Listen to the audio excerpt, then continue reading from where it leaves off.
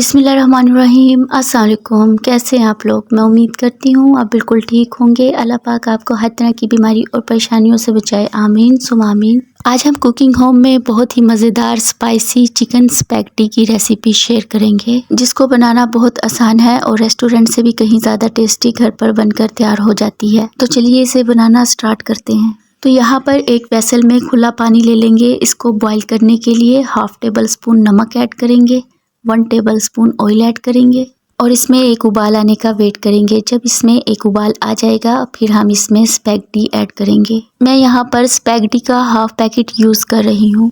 मैंने इसको पतीली में ऐसे ही ऐड किया है, जैसे जैसे ये सॉफ्ट होगी नीचे चली जाएगी।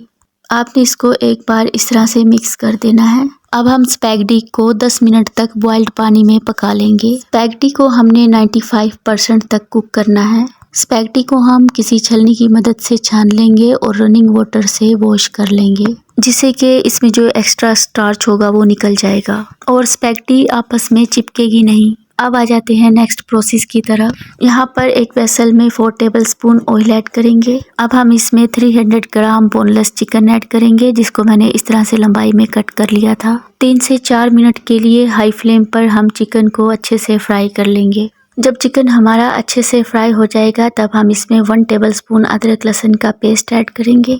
साथ ही 2 टेबल स्पून पानी ऐड करेंगे और 1 से 2 मिनट तक इसे पका लेंगे। जब चिकन हमारा अच्छे से कुक हो जाएगा तब हम इसमें हाफ टी स्पून नमक ऐड करेंगे, हाफ टेबल स्पून काली मिर्च का पाउडर ऐड करेंगे और 1 टेबल स्पून कुटी हुई लाल मिर्च ऐड करेंगे। नमक और मिर्च आप अपने टेस्ट के हिसाब से ऐड कर सकते हैं। Half tea spoon chicken powder add करेंगे। आप चाहें तो चिकन क्यूब भी ऐड कर सकते हैं। इसे ऐड करने से एक अच्छा सा स्ट्रॉन्ग सा फ्लेवर आ जाता है, लेकिन अगर आपको नहीं पसंद तो आप इसे स्किप कर सकते हैं। और इन सबको हमने मिक्स कर लेना है अच्छे तरीके से। हल्का सा इसे फ्राई कर लेंगे। जब ये हल्का सा फ्राई हो जाएगा और इसमें अच्छी सी खुशबू आने लगेगी तब हम इसमें 4 tablespoon chili garlic ketchup add करेंगे, 1 tablespoon soya sauce add करेंगे, 1 टेबल स्पून विनेगर ऐड करेंगे, 1 tablespoon chili sauce add करेंगे। ये सब ऐड करके इसको मिक्स कर लेंगे अच्छे तरीके से। सॉसेस के साथ हम इसको हल्का सा फ्राई करेंगे। इसके बाद हम इसमें वेजिटेबल ऐड करेंगे। 1 कप के बराबर कैप्सिकम ऐड करेंगे, यानी कि शिमला मिर्च, और 1 कप के बराबर गाजर ऐड करेंगे और सारी वेजिटेबल को मैंने जूलियन कटिंग में कट किया है। 1 कप बंद गोभी ऐड करेंगे और इन सबको हमने मिक्स कर लेना है और इसे हम पकाएंगे 1 से 2 मिनट के लिए। वेजिटेबल को हम फुल डन नहीं करेंगे, इसमें हल्का सा क्रंच रखेंगे। अगर हम वेजिटेबल को फुल डन करेंगे तो फिर इसको खाने में मज़ा नहीं आएगा। तो बस हम वेजिटेबल को 1 से 1.5 मिनट तक ही पकाएंगे।